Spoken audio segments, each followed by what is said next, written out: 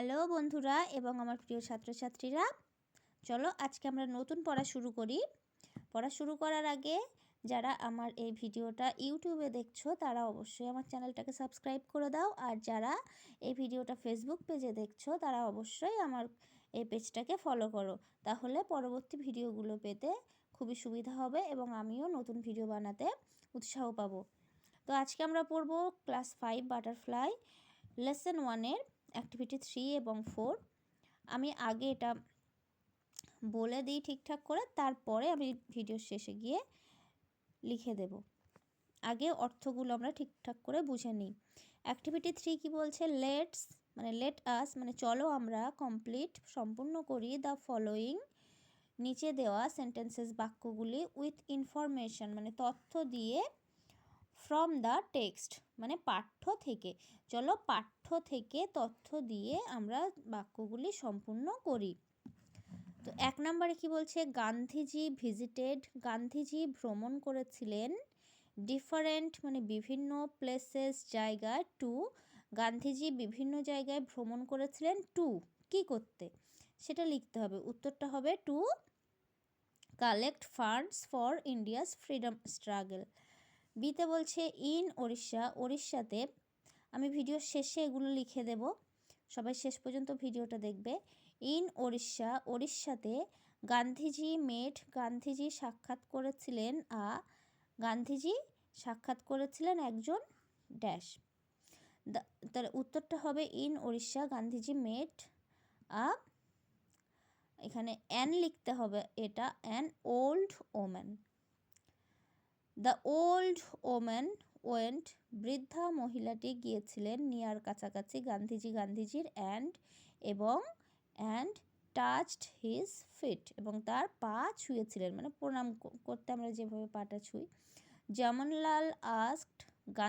জামনলাল বলেছিলেন গান্ধীজিকে ফর জন্য, কিসের জন্য মানে এখানে আস্কড মানে আসলে চেয়েছিলেন হবে, মানে জামনলাল গান্ধীজির কাছে চেয়েছিলেন ফর দ্য কয়েনটি।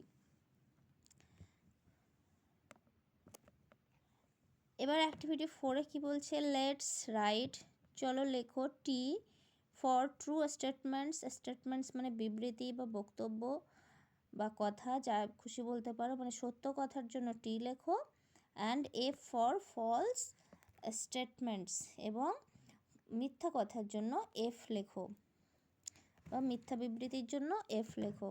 এতে বলছে গান্ধীজি নেভার মানে কখনোই না, গান্ধীজি কখনোই না ভিজিটেড ভ্রমণ করেছিলেন। আমরা বাংলাতে বলি গান্ধীজি কখনো ভ্রমণ করেননি, কিন্তু ইংলিশে মানে করলে ঠিক এমন হবে, গান্ধীজি কখনোই না ভ্রমণ করেছিলেন, মানে সাজিয়ে বাংলাতে বললে গান্ধীজি কখনো ভ্রমণ করেননি এনি প্লেস কোনো জায়গা, তাহলে এটা নিশ্চয়ই ফলস হবে। দ্য ওম্যান ফ্রম ওড়িশা মানে উড়িষ্যা থেকে মহিলাটি পরেছিলেন একটি নতুন শাড়ি। উড়িষ্যার মহিলাটি একটি নতুন শাড়ি পরেছিলেন, নিঃসন্দেহে ফলস হবে। Gandhiji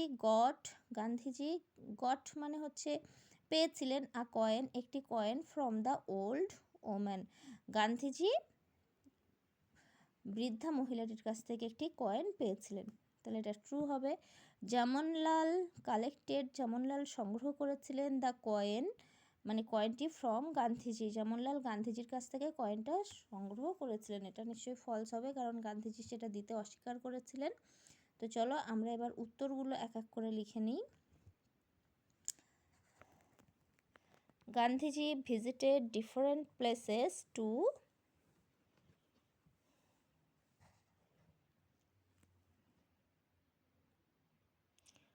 to collect funds for India's freedom struggle.